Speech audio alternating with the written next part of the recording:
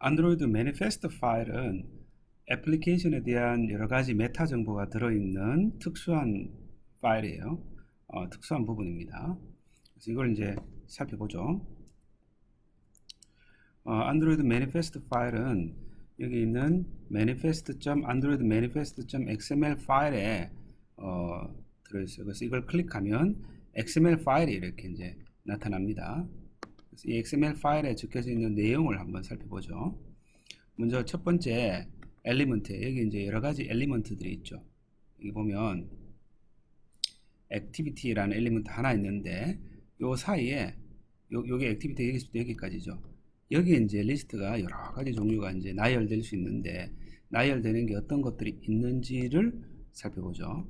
먼저 uses feature라는 엘리먼트가 있어요. 이 엘리먼트는 이 핸드폰에서 어떠한 장치를 쓸 건가를 기록하는 겁니다. 그래서 장치의 리스트가 오디오, 블루투스, 카메라, 그 다음에 여러 가지 하드웨어 UI, 지문, 게임패드, 적외선, 위치 센서, NFC, 오픈GL 하드웨어, 그 다음에 센서, 여러 가지 센서가 있죠. 다양한 센서들, 그 다음에 전화, 터치스크린, USB, 와이파이, 통신 소프트웨어, 통신 소프트웨어도 이게 SIP을 쓸 거냐, SIP를 쓸 거냐, VoIP를 쓸 거냐 이런 걸 이제 선택할 수 있습니다. 기기 관리 소프트웨어, 미디어 소프트웨어 이런 것들을 쓰겠다라고 기록하면 그러한 장치, 이런 장치가 있는 이러한 장치가 있어야만 이 프로그램이 의미가 있는 거잖아요, 그죠? 네, 적었다는 얘기는. 그래서 그 구글 플레이 스토어에서 앱이 올라와 있으면 내가 기계로 다운로드 받으려고 시도하면 그 앱에서 요구하는 하드웨어를 갖춘 그런 핸드폰이어야 되기 때문에 내 핸드폰에서는 내 하드웨어 사양에 맞는 앱만 나타납니다. 그걸 이제 매니페스트 파일에 적는데 예를 들어 NFC를 요구한다. 그러면 uses feature하고 NFC 이렇게 이제 적어줍니다.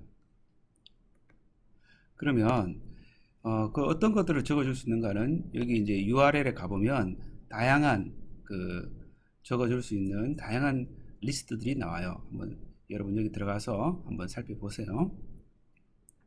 그 다음에 여기 이제 이 기계는 마이크로폰이 필요한데 이게 꼭 필요하냐? 꼭 그렇지는 않다. 이렇게 있으면 좋다. 선택이다. 이런 걸 적어줄 수 있어요. 두 번째는 이렇게 적었다 그러면 카메라는 꼭 필요하다는 거예요. 그죠?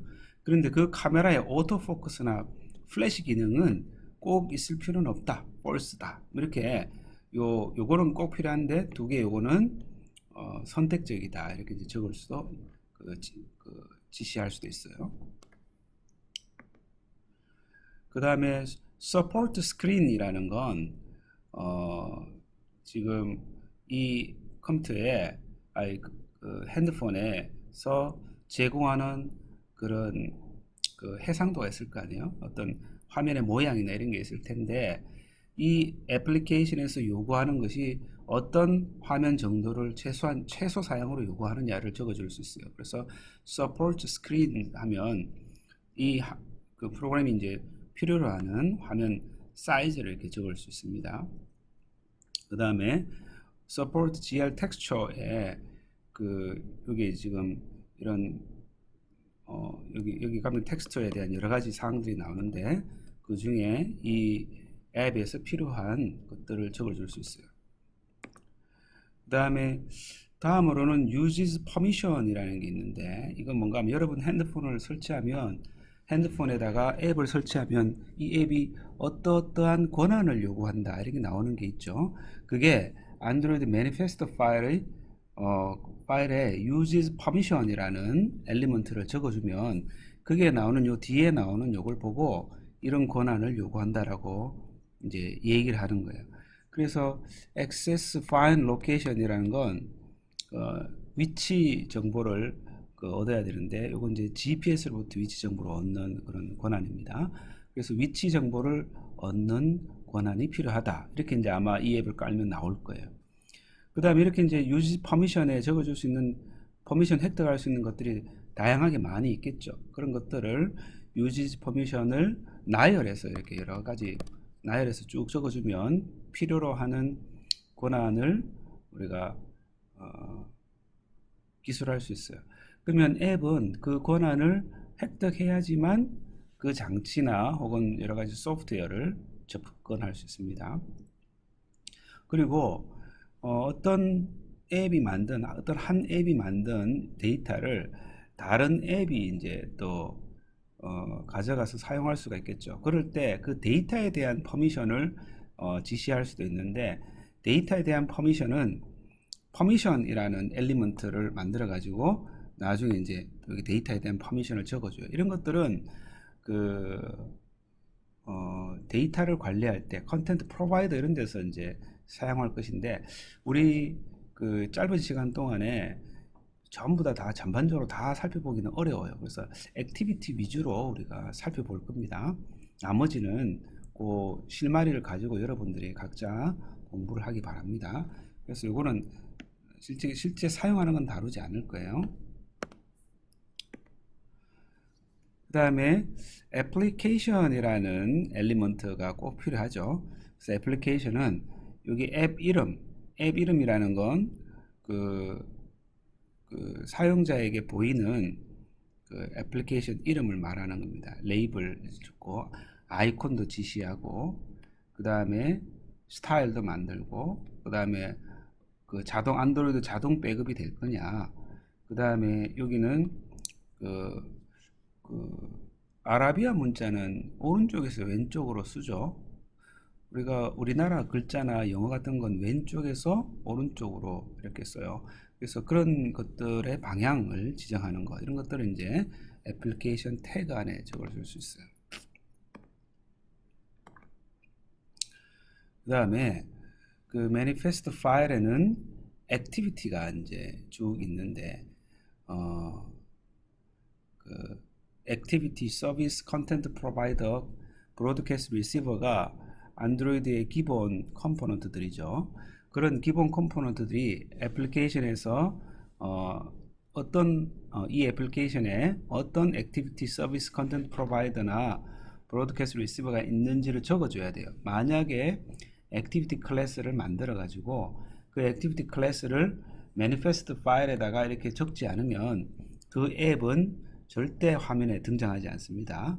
그래서 여러분들이 그 네 가지 기본 컴포넌트들, 컨텐트 프로바이더나 브로드캐스트 리시버, 서비스 액티비티, 이런 기본 컴포넌트들을 코드를 만들어도 그 코드를 만드는 것으로 그치면 그 애플리케이션 앱에서 실제로 사용이 안 돼요. 반드시 안드로이드 매니페스트 파일에다가 적어줘야 그러한 컴포넌트들을 이용할 수 있습니다. 이거는 이제 인텐트와 관련된 문제이기 때문에요. 인텐트를 전달하는 방식, 이거 뒤에서 이제 우리가 다시 또 배울 겁니다. 그래서 인텐트를 전달하는 방식 때문에 생기는 문제입니다. 그리고 여기 보면 인텐트 필터라는 게 있는데, 이거는 이제 일단 이런 게 있다라고만 봐두세요. 인텐트를 배울 때 다시 볼 겁니다. 그래서 액션 카테고리, 이렇게 액션과 카테고리를 메인과 런처라고 두면 여러분들이 앱을 설치하죠. 앱을 설치하면 아이콘이 이렇게, 핸드폰 앱을 설치하면 아이콘이 이렇게 생기죠. 그럼 이 아이콘을 클릭하면 액티비티가 화면이라고 그랬잖아요. 그죠? 그러면 어떤 한 애플리케이션에 액티비티가 뭐 1번, 2번, 3번 세 개의 액티비티가 코드가 이제 만들어져 있을 수 있는데, 이 세 개의 액티비티 중에 어떤 액티비티를 아이콘을 클릭했을 때 불리는 액티비티를 할 것이냐, 이걸 갖다 지정해 주는 게 요거예요. 두 줄.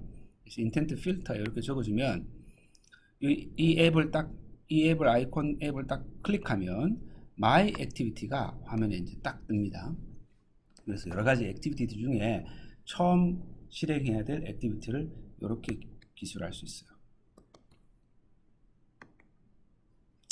그 다음에 프로바이더나 리시버, 이런 것들은, 프로바이더는 데이터를 공유하는 것이고, 그 다음에 리시버는 어떤 인텐트를 브로드캐스팅 할 수 있는데, 그런 방송되는 인텐트를 받아서 처리하는 게 브로드캐스트 리시버예요. 그래서 브로드캐스트 리시버인 경우에는 리시버라는 태그를 두면 됩니다.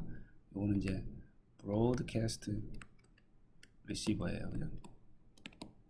이름은 정확한 명칭은 Broadcast Receiver입니다. 네. 이처럼 안드로이드 매니페스트 파일에 이러한 여러 가지 옵션들, 그 엘리먼트들을 기술을 해서 그 애플리케이션 내에 어떠한 요소들이 있는지 이런 것들을 애플리케이션의 메타 정보를 적어줄